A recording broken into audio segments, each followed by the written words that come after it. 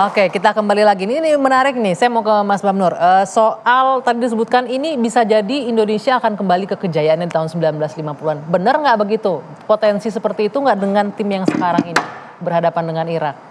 Ya, perjalanannya liku-likunya berbeda. Kalau yang 56 itu kalau nggak salah Taiwan nggak mau main kalau salah. Ada beberapa kali, 2 kali yang tidak bertanding. Sehingga tim kita masuk. Tetapi tim yang sekarang untuk lolos ke 4 besar dengan perjuangan yang keras. Itu aja bedanya. Tapi saya tetap respect, tetap salut sama saya yang di tahun 56 itu. Tapi memang perjalanannya berbeda. Perjalanannya beda, ada 2 kali beda, kalau nggak salah ya. Pertandingan yang lawannya nggak mau main sama Indonesia atau bagaimana gitu, sehingga kita bisa mungkin Pak Akmal nih sebagai pengamat lebih tahu kan lawan siapa kita nggak main waktu itu. Tetapi tim yang sekarang untuk masuk ke 4 besar ini dengan perjuangan berbeda. Tapi saya tetap respect sama yang tahun 46. Jadi bisa aja nih mengulang kembali. Memang beda sejarah. waktu kita Olimpiade 1956 itu pemain senior yang main, bukan U23. Maksud saya gini, di era tahun 50-an itu kita sedang bagus-bagusnya. 1961 kita juara Piala Asia U20. Kemudian 1967 kita runner up Piala Asia U20. Dengan karena kalah 3-0 dari Israel. Israel nih yang ramai kemarin kan gitu. 1970 kita juga runner up Piala Asia U20. Kemudian untuk level seniornya waktu itu 1956 kita ke Olimpiade. Ya kan sampai perempat final. Kita melawan Rusia di perempat final, ada Lev Yashin nih. Kiper terbaik dunia waktu itu main melawan Mauli Saelan CS kan. Mauli ceritanya sama karena ada juga pemain keturunan di sana kan, ada Kiatise, kemudian Tan Leong Ho, sama sekarang, cuma bedanya mereka keturunan yang tinggal di Indonesia. Orang Cina kalau sekarang kan pakai proses naturalisasi. Yang berikutnya 1954 kita semifinal Asian Games, 1958 di Tokyo kita medali perunggu Asian Games. Artinya ini yang sedang dinapaktilasi oleh tim yang ada sekarang ini. Kemarin kita misalnya Piala Asia kita lolos 16 besar, ya itu kan sejarah. Kemudian sekarang kita lolos ke semifinal Piala Asia di tengah kepungan para juara. Gitu. Kalau kita lihat dari 4 tim yang di semifinal, Irak pernah juara 2013, Jepang pernah juara 2016, Uzbekistan pernah juara 2018. Sementara kita baru kali ini tampil langsung lolos semifinal. Artinya ini kan prestasi yang luar biasa gitu.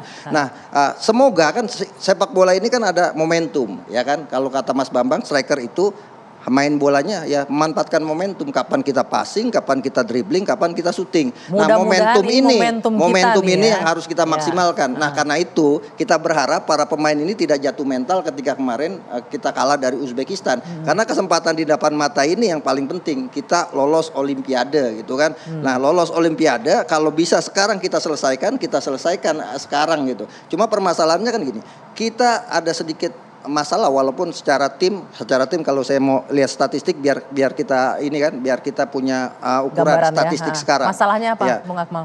Irak sama kita perjalanan sama. Irak kalah 0-2 dari Thailand. Di partai pertama Indonesia kalah 0-2 dari Qatar. Di partai kedua Irak menang 4-2 Tajikistan, kita menang 1-0 Australia.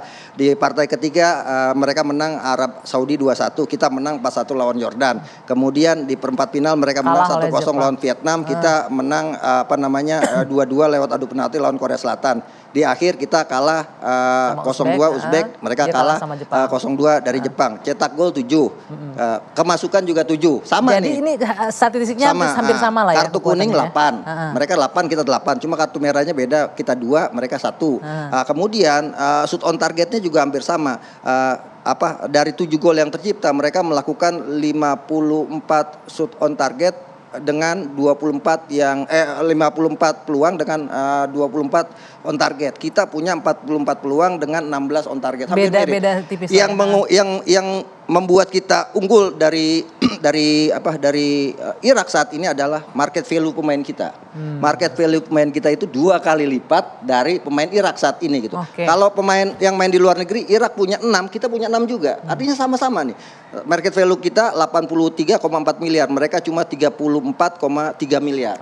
Nah, yang membedakan juga saat ini adalah pengalaman. Nah, ini yang paling penting, pengalaman sejarah ya, bahwa Irak sejauh ini dari mulai Piala Asia digelar pada 2013 sampai sekarang mereka tidak pernah absen. Bahkan mereka juara 2013, mereka peringkat keempat 2016 dan mereka waktu itu 2016 lolos ke Olimpiade. Nah kita belum pernah nih, baru kali ini kita berhasil ini masuk. yang menurut saya adalah ini momentum. Kita tampil lepas tanpa beban apa-apa gitu kan. Main seperti yang waktu lawan Australia, lawan Jordan dan Korea Selatan kita yakin bisa menang. Pertanyaannya Bung Peri, saya ingin dapatkan gambaran dari mungkin nggak kita malam ini tampil tanpa beban, main lepas seperti yang diharapkan Bung Akmal? Ya, saya rasa malam ini kita tidak perlu harus punya beban, kita harus lepas. Ya, karena kalau kita tampil dengan beban seperti melawan Uzbek, ini berbahaya sekali buat Garuda kita. Saya rasa malam ini kita harus bermain lepas, enjoy. Kita nikmatin aja pertandingan ini. Malam ini kita nikmati permainan ini melawan Irak. Mudah-mudahan hasilnya maksimal. Nah, tadi kalau berbicara statistik sebenarnya nggak jauh-jauh amat lah, nggak terlalu jomplang gitu kan dengan Irak. Nah, dengan kondisi ini kira-kira pasti strategi juga akan berpengaruh ya. Kalau kita bicara strategi, kira-kira Sintayong akan bermain seperti apa membawa Garuda Muda malam ini? Secara statistik ini memang tidak ada perbedaan, hampir sama, hampir mirip. Ya saya berharap untuk permainan tim malam ini berharap ya akan sama dengan kita bermain melawan Yordan. Gitu. Mereka bermain melawan Yordan itu mereka bermain lepas tanpa beban.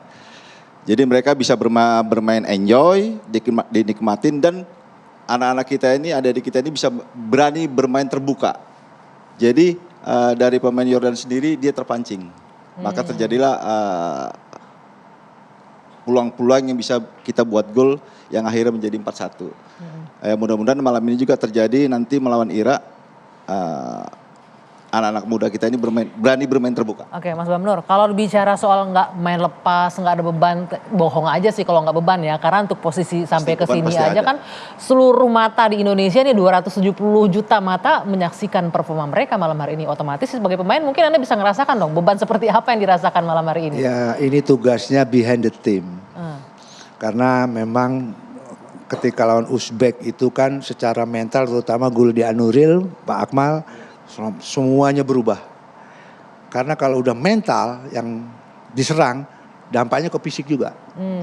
Bagaimana Hapner marah-marah, bagaimana Rizky Ridho kena kartu, bahkan Nathan yang biasa main sabar bisa kasar. Artinya apa? Mental terganggu, fisik otomatis. Gitu. Kita tidak pungkiri Uzbek itu memang menurut saya di grup ini, Pak Akmal mungkin setuju, tim yang paling bagus sebetulnya penampilannya sementara ini adalah Uzbek. Nah makanya ketika nanti lawan Irak, kalau behind the team kita bisa yang dimaksud Peri tadi, main tenang, enjoy, lepas, hilangkan beban, capaian ini sudah luar biasa. Saya pikir anak-anak bisa melalui Irak. Itu harapan saya. Karena main bola itu harus enjoy deh. Bertanding tuh harus enjoy. Kalau kita nggak enjoy, kita ketekan, kita mental kita pasti ditekan, kita ya. tidak apa yang kita punya tidak akan bisa terekspos. Nggak bisa keluar lah gitulah, karena tegang gitu. Nah, tugas tim pelatih harus mengembalikan itu. Waktu recovery lumayan ini, agak panjang ini, ya. Balikan mental mereka ketika minimal kayak lawan Jordan, itu saya seneng lihat main mereka. Mereka enjoy.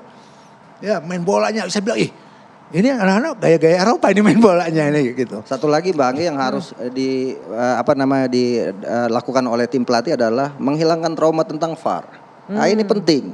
Kita beberapa kali ini nggak cuma pemain kayaknya, penonton juga trauma. Juga mungkin trauma. Kenapa? Karena beberapa kali kita gagal itu hanya karena masalah VAR. Oke, gitu sebentar kan? ini tahan dulu nih, kita harus jeda dulu. Gimana tuh caranya untuk menghilangkan trauma dengan VAR ini? Usai jeda, dua sisi akan kembali. Saat lagi.